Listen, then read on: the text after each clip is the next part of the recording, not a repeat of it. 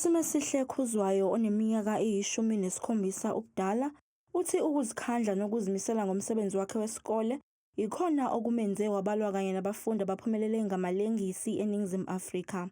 Ngokubona ama-exam ebesiwabhala abenzima ngoba bengibona sengazathi angifundanga ngokwanele. Mangithi ngiyabuka iphepha ngibona ngathi hayi awuphumi u-100 kuleli phepha. Bekuzona ingqinamba ebengibuye ngibhekane nazo lezo. Enye ingqinamba engibhekene nayo bekuyikho ukuthi ngeke ngaba nokugula ngaphambi kokuthi sizobhala ivivinyo, okwangenza ukuthi ngisalele emuva kunabanye abaseklasini. Ngagcine nami senginengcindezi yokuthi ngizame ukuthi ngifike lokho asebekufundile.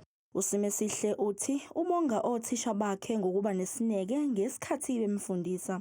Othisha bami bangilekelele kakhulu ngoba bengibathinta ngibabuze imibuzo, ngisho kusebusuku bengiphendule, ngibahupha kuseni uthi ethe engena nje yimi nencwadi. Uthishanhloko wase-King Bhekuzulu High uthi bayaziqhenya kakhulu ngoSimesihle kanti uphinde wathi ukuphumelela kwakhe kuphosela inselele yokwenza kahle kakhulu kunakuqala.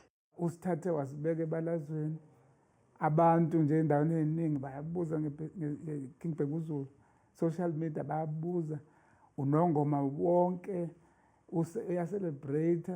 So kithina kufaka inselelo more ukuthi lokhu ebesingakwenzi kahle hayi kufanele sikwenze siseke manje.